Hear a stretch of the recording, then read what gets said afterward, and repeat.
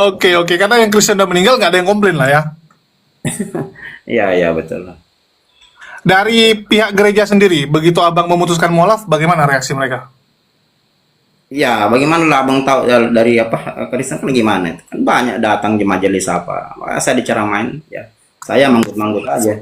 Karena saya ini orangnya apa lebih begini bang, saya lebih mengedepankan akal sehat terus terangnya. Saya lebih mengedepankan itu, bukan saya tidak ini apa tidak beriman, bukan. Saya lebih memilih itu untuk menentukan apa final konklusi atau jawaban akhir itu saya keputusan akhir ya. Hmm. Saya harus menggunakan akal saya. Bisa juga mengajar seperti itu, bahkan tercatat dalam Bible kan begitu. Yang jelas poinnya akal yang membuat saya mengarah masuk Islam. Sebenarnya bukan bukan saya masuk Islam, si Islam yang masuk ke saya. Ya, kalau saya masuk Hmm. Islam pasti kan saya belajar apa cari ini cari itu, tapi kan ini saya dapat hidayah. Itu kan sebenarnya Islam yang Ya, masuk saya, bukan saya yang masuk Islam, Bang. Sebenarnya begitu. ya betul. Kalau bukan Allah yang memilih, ya nggak bisa, Bang. Nah, Hidayah iya. dari Allah, bukan dari kita. Ya, kalau boleh tahu, itu berapa banyak tuh, dan berapa lama upaya dari gereja untuk mengajak abang balik ke keyakinan lama? Pasti kan terjadi ini, Bang, debat-debat yang istilahnya cukup panjang lah ya. Bahkan sampai sekarang kan. Wih, udah 6 tahun masih debat juga? Iya, bukan sampai sekarang ini tahun 2025 ini kan masih sampai sekarang masih sering bahkan teman WA, "Bang, mak balik aja lah, Bang." Kan begitu. Bang, balik aja. Terus abang jawabnya gimana, Bang? Ya saya santai aja, sudahlah. Saya ini patuh undang-undang, ya. Kan sudah Hmm, jelas itu di undang-undang dasar kita itu. Keyakinan kan itu tidak bisa diintervensi, Bang. betul. Undang-undang dasar mengatur itu. Kan begitu. Kita berhak memilih keyakinan kita kan? Itu kan kata undang-undang dasar. Hmm. Kalau sekarang saya Itu, pilih Islam, emang situ mau ya, larang? Emang ada hukumnya yang bisa betul. menjerat saya? Kan tidak bisa, karena diatur dalam undang-undang. Kan begitu. Ya, kebebasan memilih agama. Dan kalau boleh tahu tuh, Bang, pendeta yang turun tangan atau cuman teman-teman gereja? Teman-teman gereja, pendeta juga. Masa teman-teman gereja aja? Pendeta juga. Kan begitu.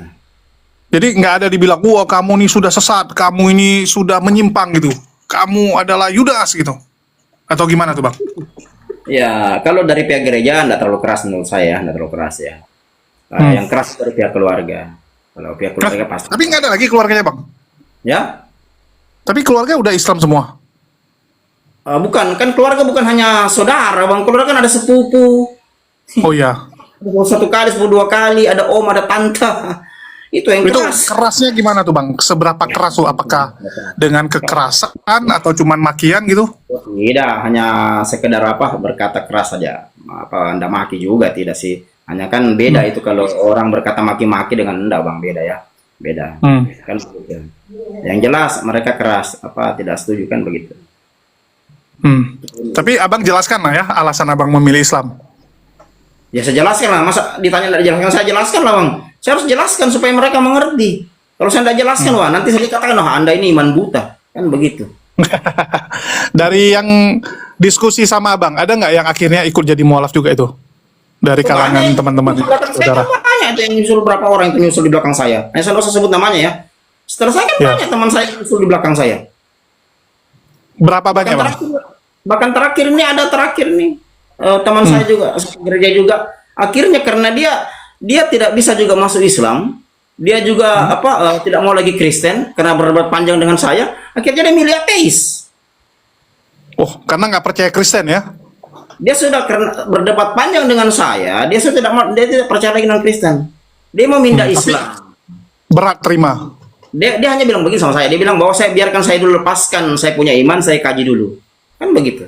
Ya saya biarkan aja. Tapi dia sudah mengakui bahwa ini salah, jadi dia tinggalkan dulu ya. Sudah. Sudah, dia sudah mengakui bahwa Pak Kristen dengan Bible-nya itu lahir dari sesuatu yang salah. Oke. Tapi untuk menerima Islam butuh waktu lah, butuh belajar dia ya. Nggak mau langsung Iya. masuk gitu aja ya. Betul, betul, betul. Artinya sering dengan abang masih inilah komunikasi, abang jelasin ya, Bang Goto jelasin gitu. Saya sampai ini hari banyak kok yang WA saya, tanya saya DM WA banyak. Masalah, bahkan ada jauh-jauh dari Ambon sana, dari NTT sana nanya, "Bang, itu apa sih dasarnya masuk?" Bahkan saya pernah berdebat panjang di WA dengan beberapa orang tuh. Kapok juga saya itu. Entah dari mana tahu nomor WA saya heran juga. Iya. Ya dari teman ke teman lah mungkin.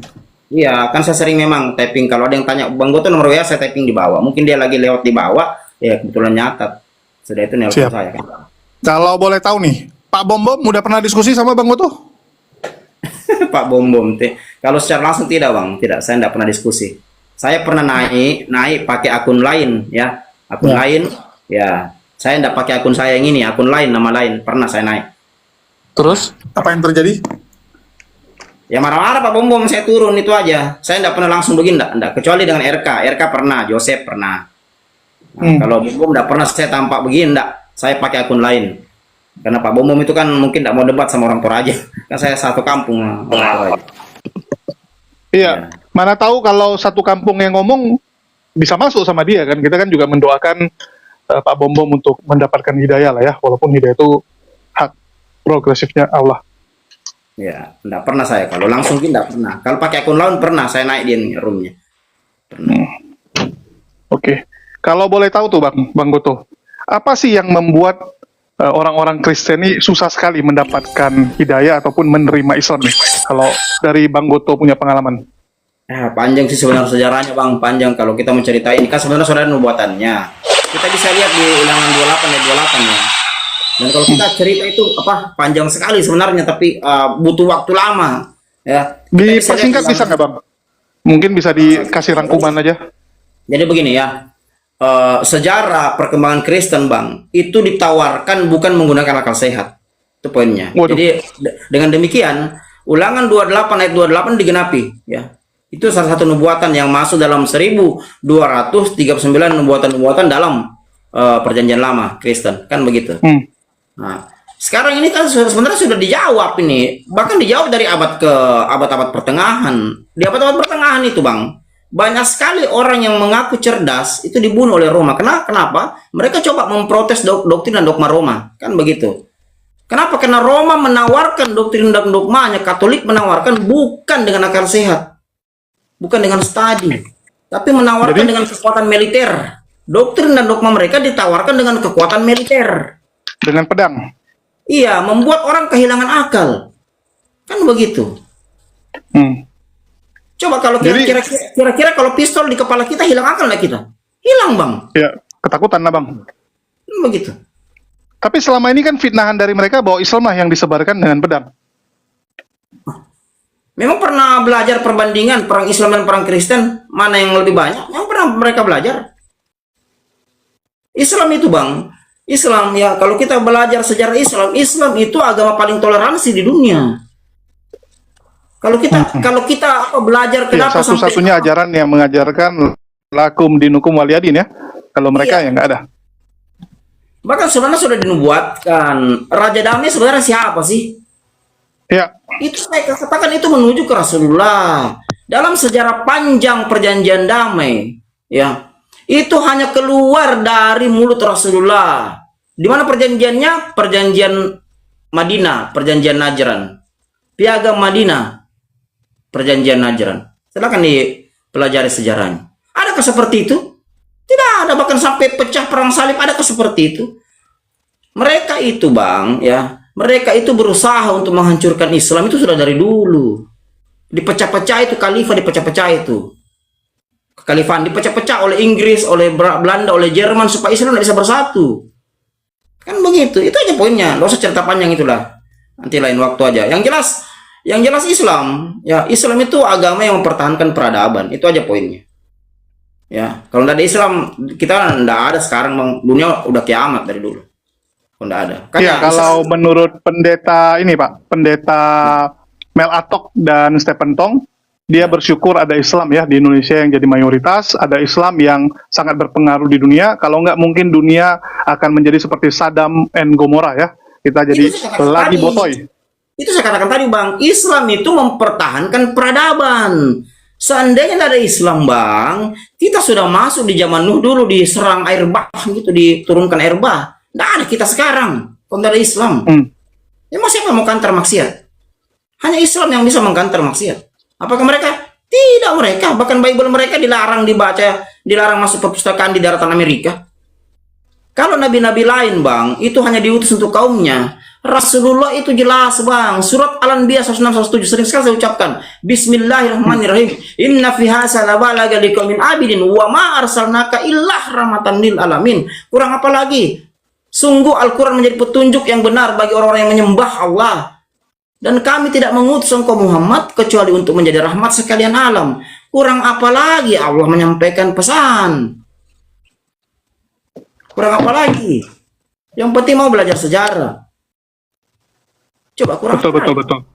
Yang penting mau inilah ya Bang, jangan menggunakan kebencian ya, benar-benar melihat data ya.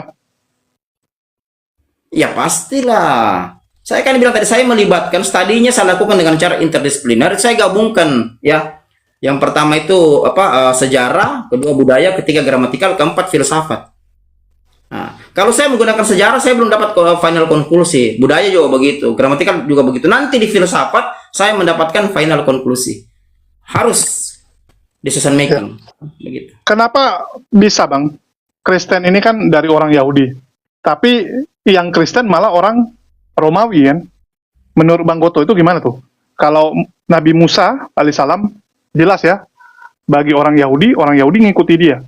Nabi Muhammad SAW, Jazirah Arab mengikuti beliau. Kalau yang satu ini kok bisa beda sendiri Bang? Kalau dari Bang Goto pelajari. Tadi saya sering angkat kan, pernah baca buku The 100 Ranking of the Most Influential People History. The Great Man in the World is Prophet Muhammad, Good Man is Number One. Karya Michael Hort ya, seorang ilmuwan NASA. Ya. Ini dicetak tahun 1978. Assalamualaikum warahmatullahi wabarakatuh. Waalaikumsalam. Waalaikumsalam warahmatullahi wabarakatuh. Ya, betul. Kita tahu apa alasannya beliau menulis itu? Beliau Kristen, bukan Islam. Beliau ahli luar angkasa. Kenapa beliau menulis itu? Begitu saya pernah terangkan ya. Rasulullah itu ajarannya sukses di tanah kelahiran para nabi, bahkan di kandang Yahudi. Sukses ajaran beliau. Tapi coba lihat Kristen. Kristen di tempat lahirnya sendiri tidak ada apa-apanya. Kristen itu lahir di Turki, Bang, Antioquia, bukan lahir di Israel. Kisah Rasul 11:26. Lahir di Turki.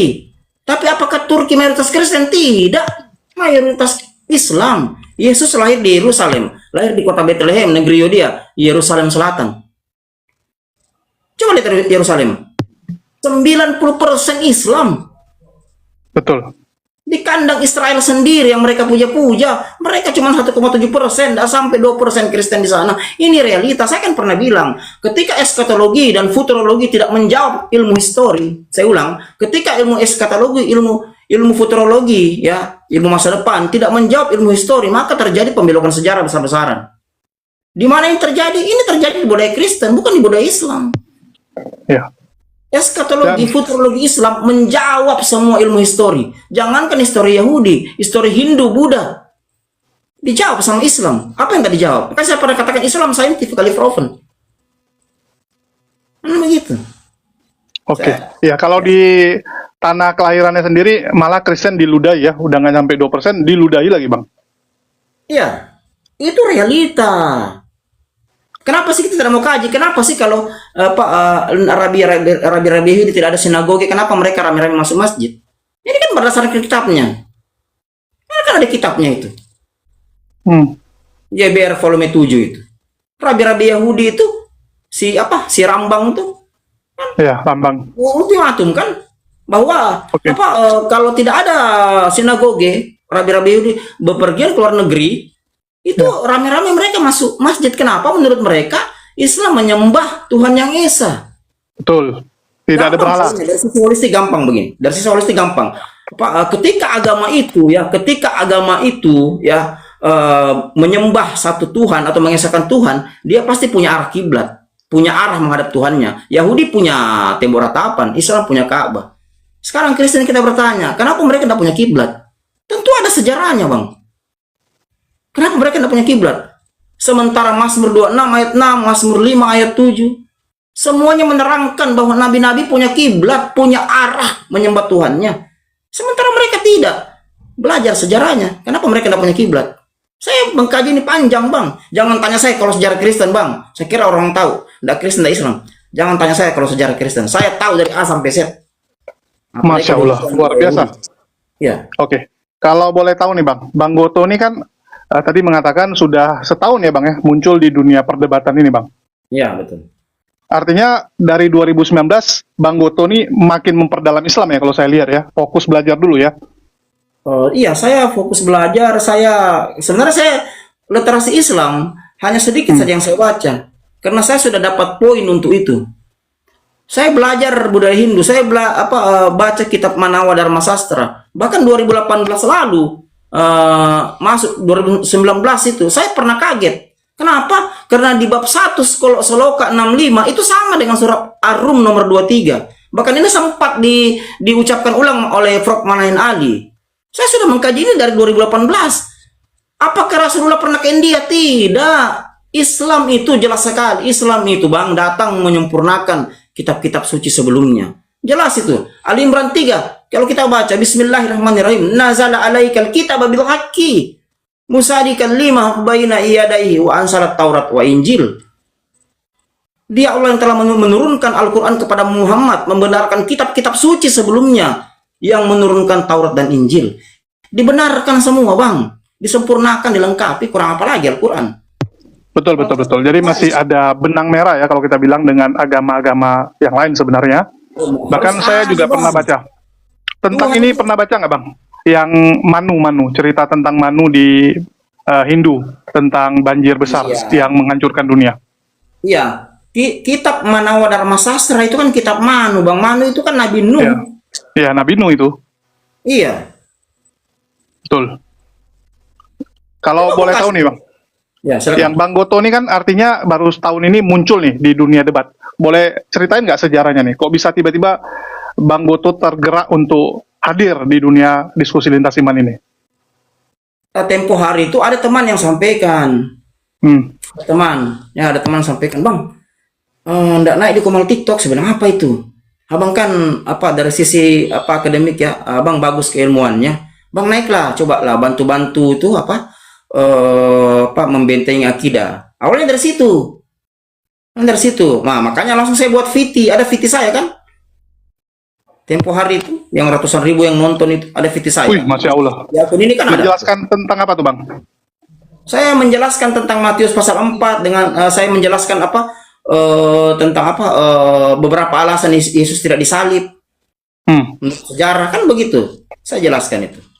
Oke, Abang artinya mengatakan bahwa Yesus tidak disalib ya, dan itu bagi kekristenan ya istilahnya sudah merusak ataupun membantah iman mereka gitu ya. Iya, sekarang salib itu bukti empirisnya di mana? Mesti ada bukti empiris kan? Betul. Siapa sih yang disalib? Mesti ada. Bang Goto, izin tanya Bang Goto. Ya, silakan. Saya baru tahu ya. Saya baru tahu di diskusi antara Bang Nandat sama Unirifa. Ya, diskusi santai. Di situ ada di dalam Bible itu ada ayat yang bunyinya menjelaskan tentang bahwa si Yudas ini dia metongnya itu dia di lambungnya itu bocor, ditusuk. Iya. Itu di Matius kok nggak salah ya? Iya Bang. Ya, dia matinya terburai ususnya kan, jatuh dari pohon kan. Iya. Begitu. Saya langsung jauh ke depan aja Bang ya. Nah, saya pernah bilang begini sama Oke. Kalau Anda membaca Bible, ya, Anda jangan heran kalau banyak sekali ayat-ayat Bible kontradiksi. Kenapa? Karena penyalin kitab Bible itu tidak ngerti tradisi Yahudi. Kalaupun dia ngerti, dia sengaja mengaburkan, menghilangkan itu. Saya kan bilang berkali-kali bahwa Bible sudah dijadikan jembatan oleh otoritas Roma, memasukkan budaya pagan mereka ke dalam budaya Kristen pasca Delik Milano. Bible itu Bang, Bible itu Abang tidak bisa terlalu percaya sepenuhnya Bang. Jadi perbandingan saja. Karena itu bukan firman Tuhan. Baca penelitian Frog Hook Jaskon File ya, baca penelitian Robert Weffeng dengan profesor-profesor yang lain. Apa yang mereka katakan? Sabda Isa dalam Bible karangan Roma hanya sisa 18%. 82% dipastikan hoax. Sekarang pertanyaannya begini, ketika Anda membaca 82% yang hoax, bisa nggak jadi rujukan untuk kebenaran? Tidak bisa karena hoax. Yang bisanya 18%. Nah, ada yang bertanya begini sama saya, ya. Beliau seorang pengajar Kristen, tanya sama saya begini. Bang, bagaimana sih caranya membedakan itu, Bang? Mana sih yang apa, yang 18%, mana yang 82%? Gampang. Makanya Anda perlu belajar sedikit filsafat. Filsafat penting. Anda tahu filsafat? Filsafat itu mother of science, mother of all knowledge, induk dari seluruh ilmu pengetahuan. Kalau kita enggak belajar filsafat, ya, kita tidak akan bisa. Kenapa? Karena filsafat itu ilmu cinta dan kebijaksanaan. Poin-poin untuk kita mendapatkan final konklusi, bahkan harus decision making, itu kita perlu ilmu ini, aliran ini. Kan begitu. Kalau kita baca Bible, Bang, kalau kita baca yang pas 18% tidak masalah. Tapi kalau bagaimana kalau yang 82% kita baca hoax? Contoh 1 Yohanes 5:7-8. Contoh Markus 16 sekian-sekian. Contoh Matius 28 ayat 16 sampai seterusnya. Kan begitu. Ini ayat-ayat hoax kan. Nah, bagaimana cara membuktikan? Gampang. Gampang. Saya kan bilang tadi, kalau lihat Yesus dengan murid-muridnya, lihat dari tradisi Yahudi. Kalau ayat itu tidak sesuai dengan budaya Yesus, tidak sesuai dengan tradisi Yahudi, dipastikan ayat itu hoax. Tapi kalau ayat itu sesuai dengan tradisi Yahudi, budaya Yahudi, dengan demikian ayat itu benar. Iya. Bisa dipahami ya? Betul. Artinya kalau nggak sesuai bisa jadi itu campur tangan dari orang-orang yang punya kekuasaan lah. Aduh, saya dapat peringatan ini. Aduh, parah. Ya. Aduh, tunggu. Terus? Tunggu. Aman, Bang. Ya, oke. Terus, kalau boleh tahu nih Bang Goto. Kan tadi Bang Goto udah jelasin panjang lebar lah semua. Bahwa Abang menemukan setelah belajar, ya, setelah melihat literasi, dan ya Abang ikut terjun di dunia debat ini. Dan apa yang Abang dapat simpulkan nih, Bang Goto simpulkan dari debat-debat yang ada di TikTok ini? Saya terus terang aja, Bang. Saya kan pernah bilang begini, berkali-kali saya katakan sama teman-teman, kalau naik di ranah dialektika, ya baik itu offline online, naiklah berbasis argumen, jangan berbasis sentimen. Hukum itu punya 3 tingkatan: filosofi, asas, norma. Ketika Anda naik berbasis sentimen, yang ada Anda bisa menyentuh norma, larangan-larangan hukum. Kita ini, Bang, berdiskusi dilindungi undang-undang pasal 28E. Dilindungi kita. Kita bebas berkumpul, bebas melakukan pendapat. Tapi ada batasan-batasan yang kita tidak bisa lewati. Apalagi sekarang Indonesia kan banyak pasal-pasal karet.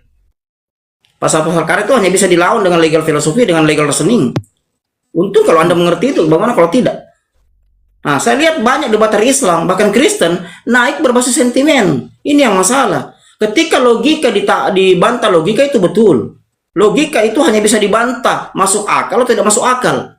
Moral itu hanya bisa dibantah, berbuat baik atau berbuat buruk. Sekarang ketika saya menawarkan Anda logika dalam satu ranah dialektika, Anda membantahnya dengan moral, Anda bisa masuk ranah hukum. Ini yang terjadi dalam dunia dialektika.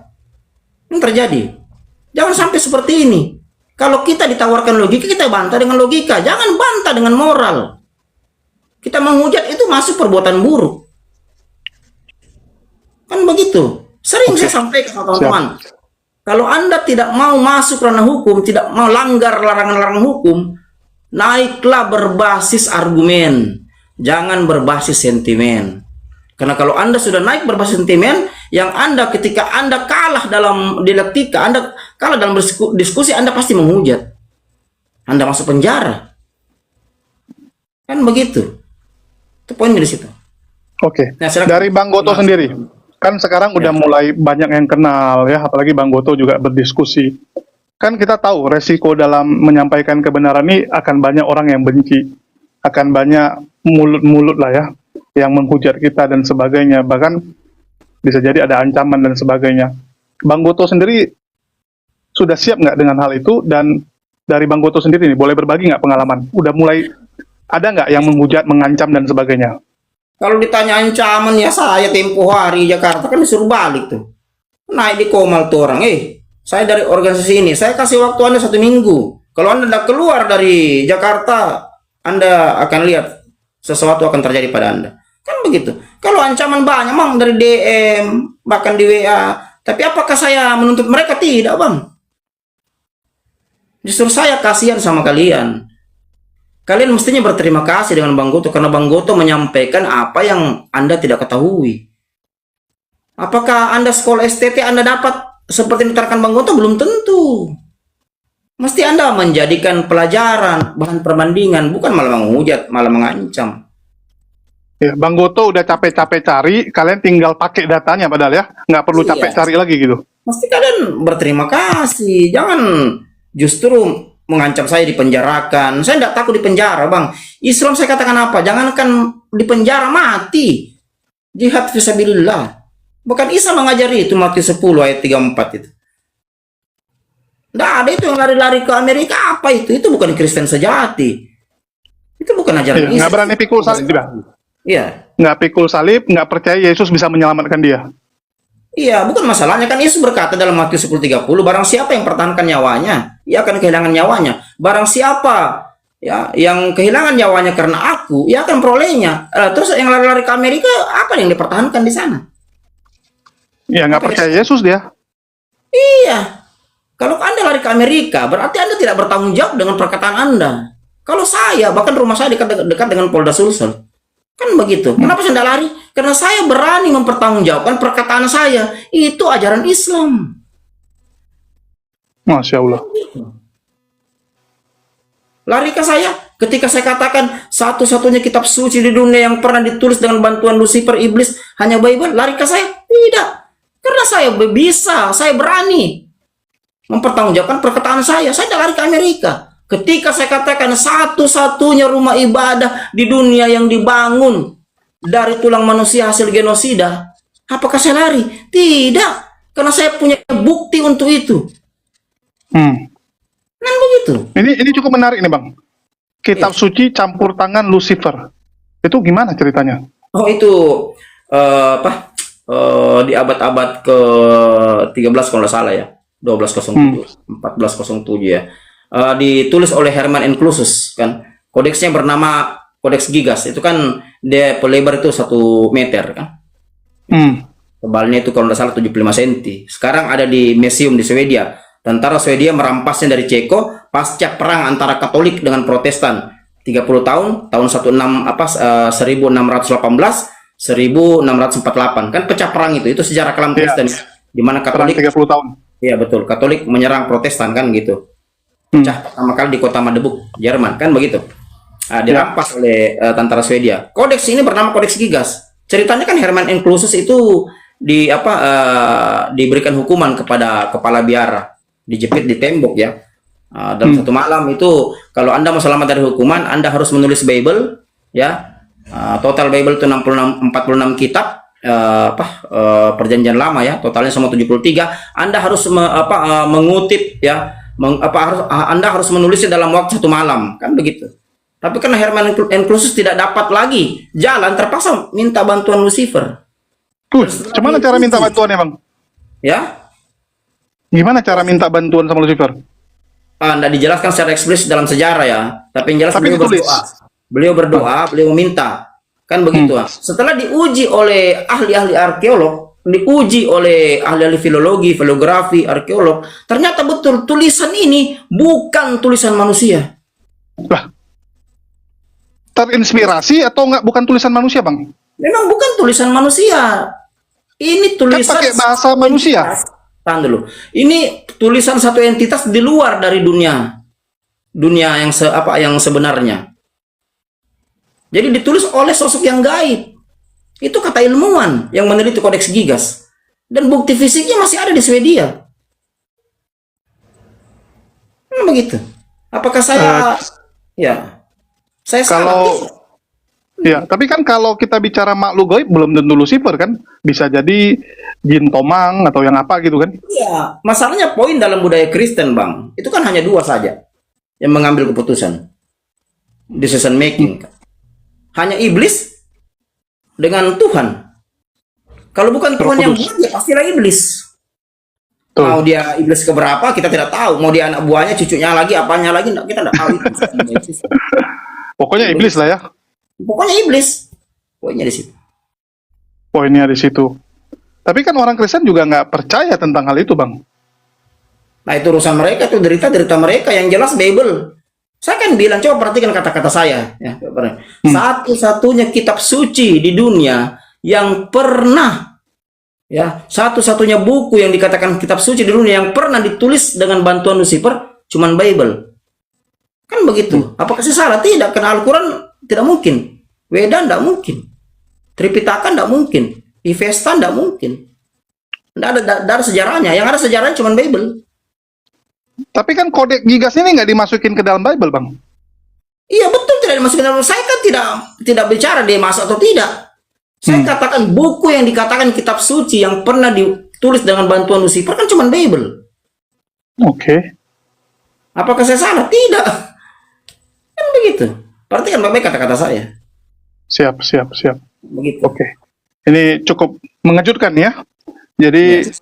menurut Bang Goto, Ya. ya, menurut Bang Goto nih, orang Kristen ini kan sekarang lagi pusing nih Bang, masalah penyalipan Yesus ini karya siapa? Karya Allah Bapa atau karya iblis? Nah itu gimana pandangan dari Bang Goto? Saya menjawabnya dari ranah iman. Saya menjawabnya dari budaya Yahudi tuh. Saya kira kalau ada Yahudi dibawa nonton, saya kira mereka tahu. Ya sebelum Yesus disalib itu kan banyak orang yang disalib di tanah Israel. Poinnya Betul. begini, Yahudi tidak pernah menganggap penyaliban itu karya Tuhan mereka. Itu karya iblis. Salib itu simbol kesengsaraan, simbol kutukan, simbol alam maut. Yahudi, sejarah Yahudi tidak pernah bicara salib itu karya Tuhan mereka. Salib itu karya iblis bagi mereka. Bahkan bang, orang yang disalib itu tidak boleh mayatnya dibiarkan semalam-malaman. Ulangan 21-23. Tidak boleh karena menajiskan tanah Israel. Kalau Anda bilang salib karya Tuhan, orang Yahudi itu pakar-pakar kitab. Mereka itu ahli-ahli kitab. Orang yang disalib tidak boleh mayatnya dibiarkan semalam-malaman. Itu karya iblis, karya Tuhan dalam budaya Yahudi. Sudah pasti karya iblis lah. Saya tidak bicara iman, saya bicara budaya. Saya ngerti budaya Yahudi. Bahkan sampai Artinya- ornamen yang mereka pakai seperti kipas, seuur atau yang lain. Begitu. Artinya yang disampaikan Edis ada sedikit kejujuran gitu ya? Nah, kalau Edis kan dia hanya berdasarkan ayat Bible kan. Contoh Yohanes 13 ayat 2. Contoh. Enggak, kan dia bilang bahwa penyalipan itu karya iblis gitu. Ya. Edis kan lagi viral tuh gara-gara bilang penyalipan itu adalah karya iblis. Kan Edis bawa Yohanes 8 kan ayat 44 itu 41 sampai 44. Oke. Boleh dijelasin, Bang? Yohanes 8 poinnya begini, dalam Yohanes 8 kan itu poinnya bahwa pembunuh itu sejak semula adalah iblis. Oke. Begitu poinnya. Hmm. Tidak usah panjang-panjang. Yang jelas dalam Yohanes 8 41 sampai 44 menjelaskan seperti itu. Kalau rencana penyaliban itu karya Tuhan, tidak mungkin melibatkan iblis. Dalam budaya Yahudi, Bang, sering sekali saya jelaskan dalam kemal-kemal TikTok. Dalam budaya Yahudi, ya, ketika itu karya Tuhan dimulai harus melibatkan malaikat. Ya, bahkan penulis kitab Torah, semua ilhamnya itu dari malaikat. Baca di Kisah Rasul 7 ayat 53. Mereka itu hanya mencocokologikan Bible mereka, Bang. Ketika kita bawa ke Yahudi, Yahudi langsung katakan, bawa jauh pergi kitab kalian. Kitab kalian itu kecelakaan besar buat kami. Tanahnya rusak. Kenapa? Karena konstruksi narasinya sudah dirubah-rubah, dicocokologikan. Saya pernah bilang berkali-kali bahwa kitab Tanakh Yahudi yang berisi 24 bab yang dikanonikan oleh Yohanan bin Seke tahun 70 ya, bersamaan dengan hancurnya bait suci kedua Israel, itu berbicara tentang pemulihan bangsa Israel, berbicara tentang nasionalisme bangsa Israel, bukan berbicara ada orang mati, disalib mati, bangkit tebus dosa. Tidak ada, Bang, itu. Karya Tuhan dalam budaya Yahudi harus melibatkan malaikat. Awalnya harus melibatkan malaikat. Tapi coba lihat karya penyaliban. Apakah melibatkan malaikat? Tidak. Melibatkan iblis. Awalnya menyuruh dalam Yohanes 13 ayat 2, menyuruh Yudas menjual Yesus 30 keping perak. Lihat dari budaya Yahudi, Bang. Dalam budaya Yahudi jelas salib karya iblis, bukan karya Tuhan dalam budaya Yahudi. Saya tidak menjawab dari ranah iman, menjawab dari ranah budaya, dari disiplin ilmu budaya. Oke. Ini tadi Abang menjelaskan bahwa karya Tuhan itu yang pertama pasti melibatkan malaikat. Sedangkan orang Kristen mengatakan bahwa Nabi Muhammad SAW itu menerima wahyu selalu melalui perantara malaikat Jibril. Sedangkan orang atau nabi-nabi terdahulu itu langsung bypass dengan Tuhannya, nggak ada melalui malaikat. Nah, itu gimana tuh Bang? Saya bilang sembarang aja itu. Yahudi Bang, Israel ya, Yahudi itu punya 613 mitzvot ya. 248 perintah harus dilakukan, 365 perintah tidak boleh dilakukan larangan. Legal filosofi orang Yahudi tidak pernah berbicara itu. Tahu legal filosofi ya, dasar-dasar hukum. Dalam Yahudi kuno, legal filosofi itu berbicara aturan manusia dan aturan alam di tengah-tengah bangsa Yahudi. Apakah pernah berbicara yang seperti mereka katakan? Tidak pernah. Tidak ada Tuhan Yahudi seperti itu. Tapi mereka bilang Musa ketemu langsung dengan Allah Bapa. Nabi Tidak Ibrahim, ada. Abraham. Semuanya melalui malaikat. Bahkan masih tercatat dalam Bible mereka. Silakan abang yang bisa buka, yang dibawa bisa buka Kisah Rasul 7 ayat 53. Apa sih dikatakan? Masih tercatat dalam Bible mereka. Kisah, boleh Bang? Kisah Rasul 7 ayat 53. Coba dibaca. Kalau saya tidak salah ya. Mudah-mudahan saya tidak salah. Kisah Silakan. Rasul apa? Kisah Rasul 7 ayat 53. Coba apa di situ dibaca? Di bunyinya coba. Kamu telah menerima hukum Taurat yang disampaikan oleh malaikat-malaikat, akan tetapi kamu tidak menurutinya. Disampaikan oleh siapa itu? Hukum Taurat. Malaikat. Iya, emang disampaikan Tuhan langsung turun. Kalau Tuhan langsung turun, hancur bumi. 1 Raja-Raja 8 ayat 27. Mungkinkah Tuhan Yahudi, mungkinkah aku bisa berdiam di bumi? Bahkan langit, segala langit tidak mampu menampung aku, apalagi terlebih rumah yang kalian dirikan. Oke. Jelas itu. Sebenarnya yang sampaikan malaikat, tapi mungkin di skip ya supaya cepat. Anggap aja Tuhan langsung sama para nabi gitu ya. Tidak ada Bang. Tidak bisa. Keluaran 33 ayat 20. Tidak seorang pun yang tahan memandang wajahku. Bagaimana bisa?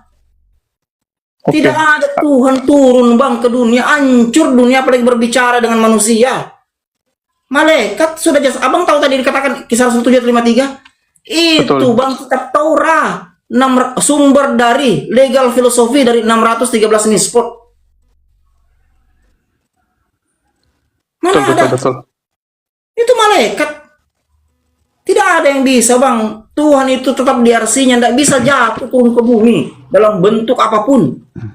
Ini bumi Bang. Kalau kita lihat dari luar angkasa, itu seperti cincin di tengah padang pasir.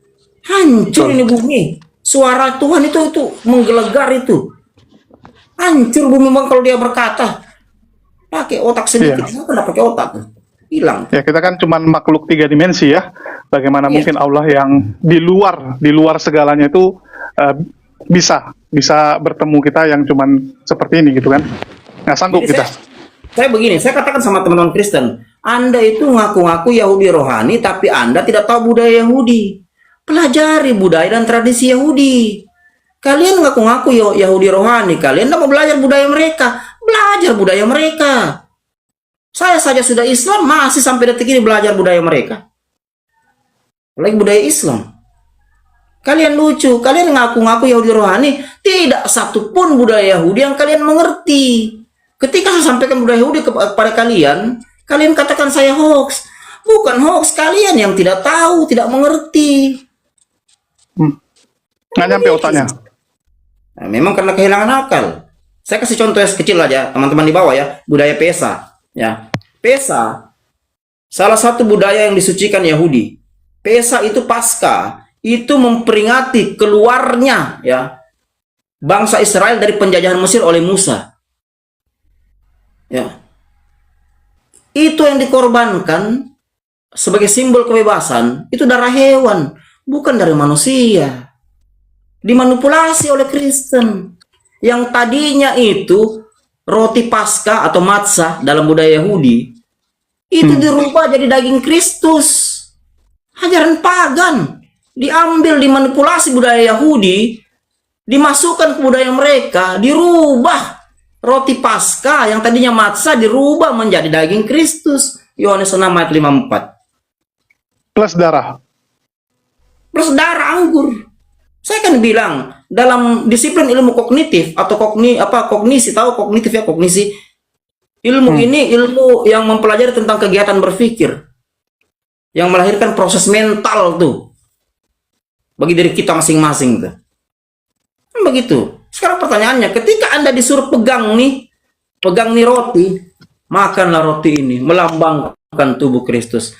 Anda tidak pikir bahwa proses kognisi kalian telah dipengaruhi oleh satu ajaran yang berasal dari pagan. Ketika Anda memegang anggur, Anda minum, inilah darah Kristus. Anda tidak pernah berpikir bahwa proses kognisi Anda dipengaruhi oleh ajaran pagan. Tidak pernah, karena kalian tidak belajar disiplin ilmu ini. Itu aja poinnya. Sekali lagi, Anda perlu belajar filsafat sedikit. Kenapa? Karena filsafat itu induk dari seluruh ilmu pengetahuan. Oke. Kalau boleh tahu nih, Bang Goto, dari hasil penelitian Bang Goto, sebenarnya sejak kapan ini ajaran mulai, ya bisa dibilang menyimpang lah? Apakah dari zaman para rasul, ataukah dari zaman mana? Nah, saya sudah jelaskan berkali-kali, Bang. Ini nanti pasca Edik Diocletianus. Nanti di abad keempat, baru ajaran Kristen ini, Bang, ancur-ancuran, dibelokkan sejarahnya. Makanya Martin Luther, Bang. Martin Luther sebenarnya itu bagus, Bang. Beliau bermaksud baik. Kalau kita lihat Martin Luther 1517 ya, keluar dari Katolik, padahal beliau ini adalah dosen Universitas di Wittenberg, Jerman ya.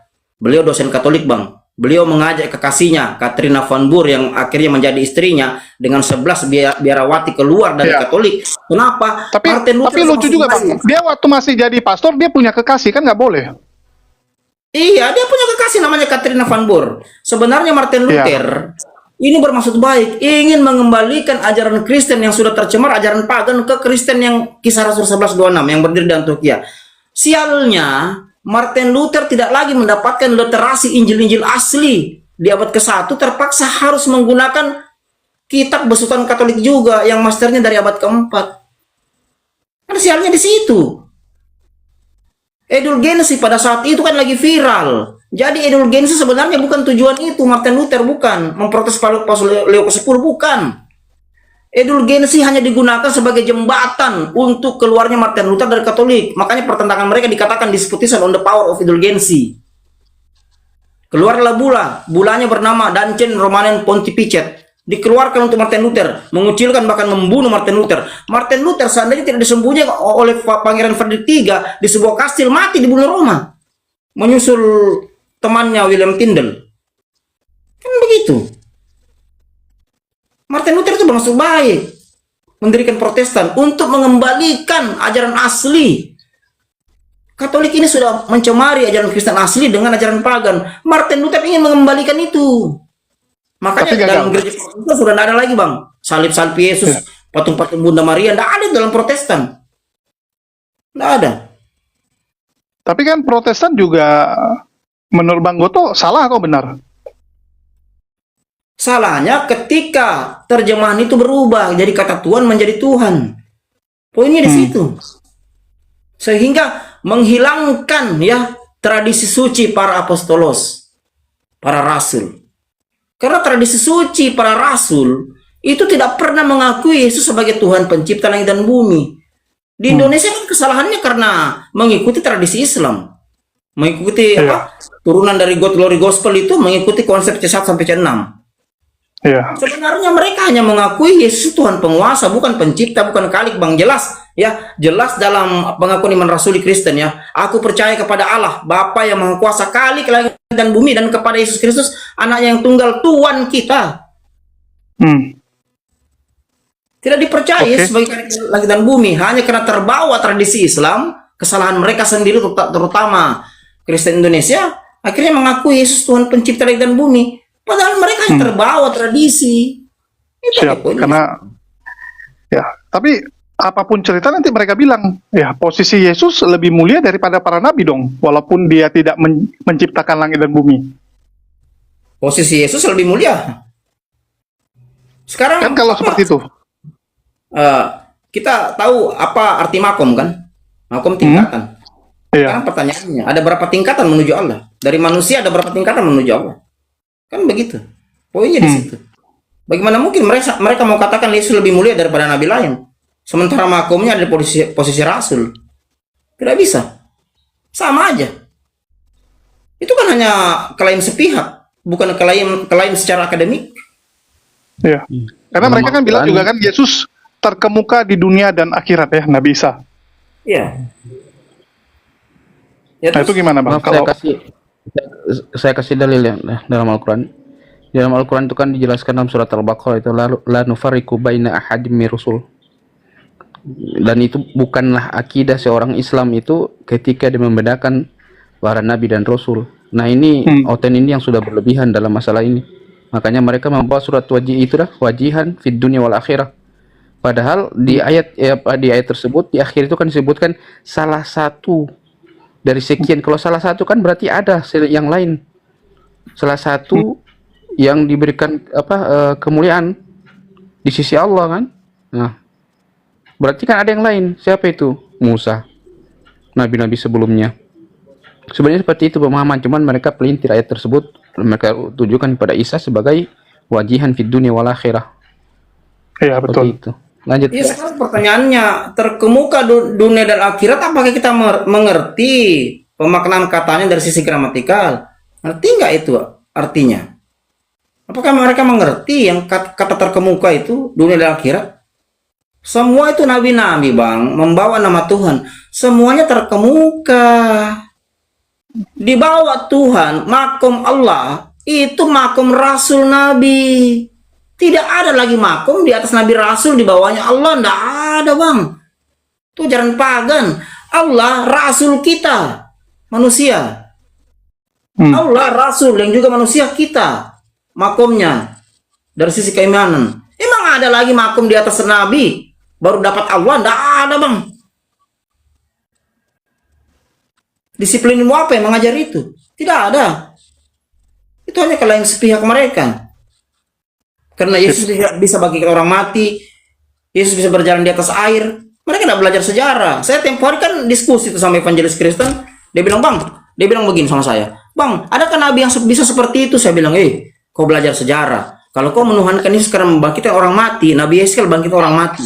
Lebih parah lagi kalau Anda belajar sejarah ISIS. Tahu ISIS, Bang? ISIS itu salah satu dewa mitologi Mesir yang dipakai oleh Yunani.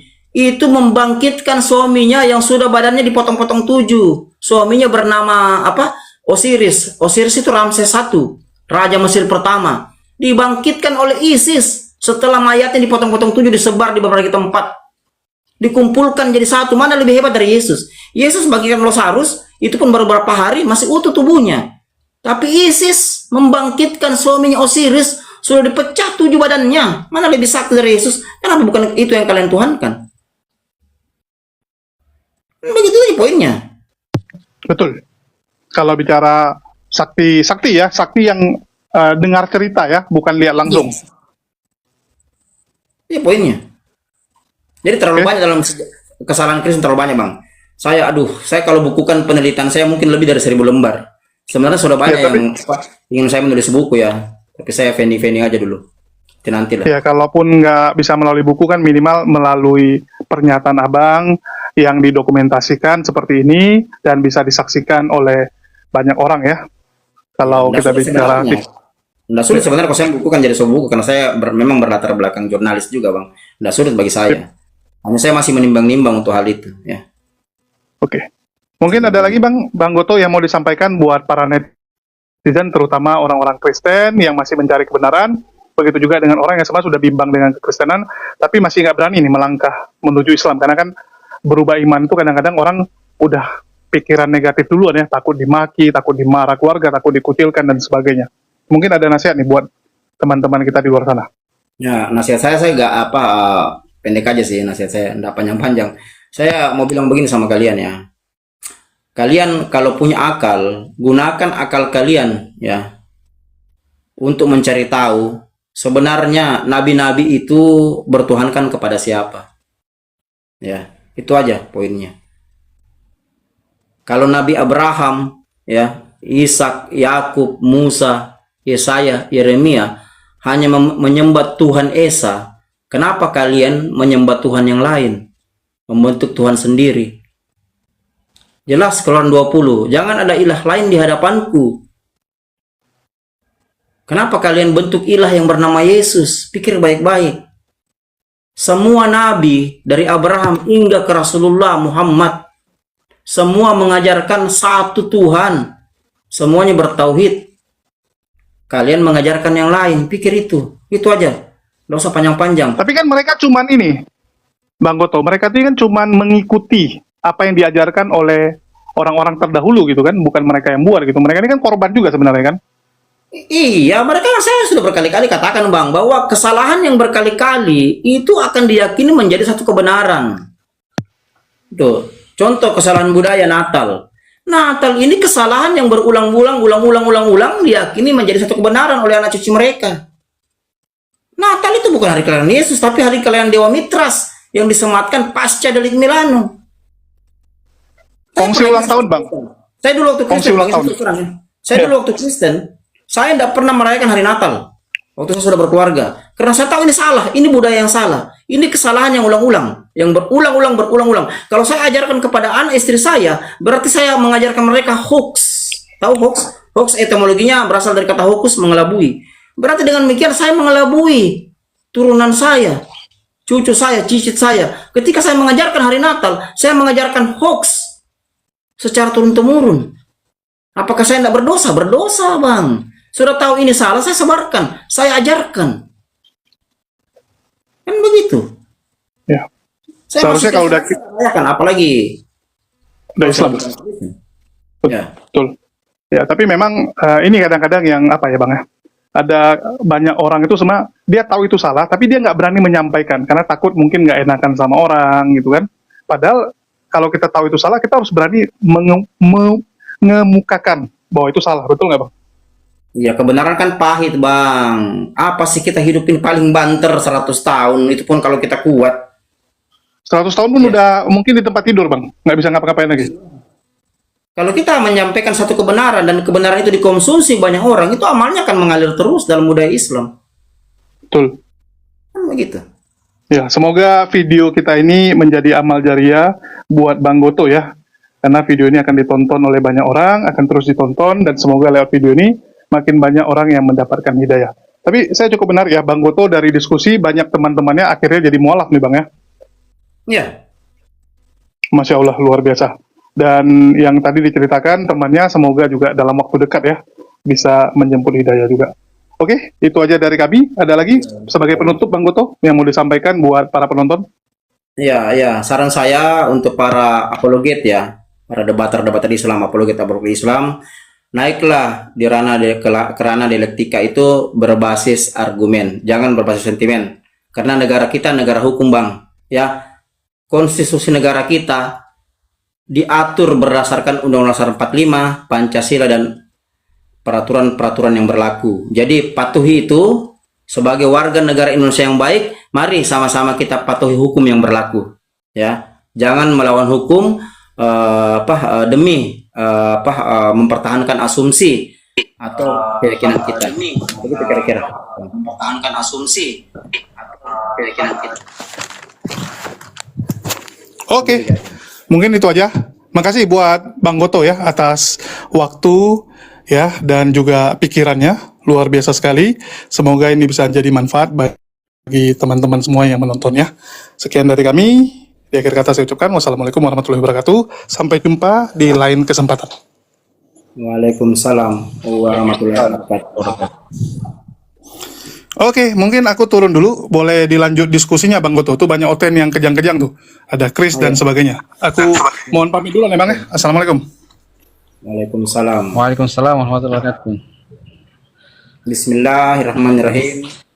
Rabbana la tuzigh qulubana ba'da idh hadaitana wa hab lana min ladunka rahmah innaka antal wahhab. Ya. Ya Allah, Selamat malam Goto. masukkan hati kami ke dalam kesesatan setelah Engkau memberi kami petunjuk. Ya, melainkan berilah kami rahmat-Mu, sesungguhnya Engkau Maha Pemberi. Ya kawan-kawan, ya sekali lagi terima kasih banyak sudah menikmati. Saya datang kenapa pulang? Udah capek ya, keluar-keluar. Chris, saya tidak mengundang Anda, tapi Anda naik ya. Tadi kami baru wawancara Bang ya. Kau ngobrol kau sendiri, gak ada orang Kristen ya, Sebentar, gimana Bang. kau buka seminar kau sendiri? Saya belum buka ranah diskusi ya kawan-kawan ya. Jadi kawan-kawan, kalau saya tidak naikkan, tolong moderator jangan dinaikkan ya.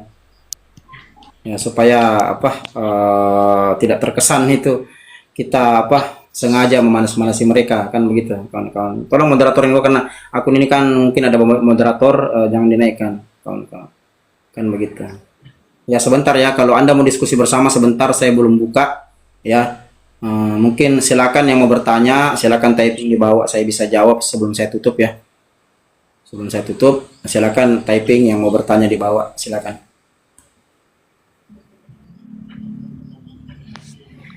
Oke, boleh saya tanya Bang Goto? Ya, silakan, apa yang Abang mau tanya, Bang? Silakan. Eh, Bang Goto ini mualaf ya Bang? Ya, betul. Silakan, apa yang Abang mau tanya, silakan. Ya terkait dengan mualaf ya. Ini topiknya tentang mualaf. Apakah ada ya Bang ayat di dalam kitab Perjanjian Baru itu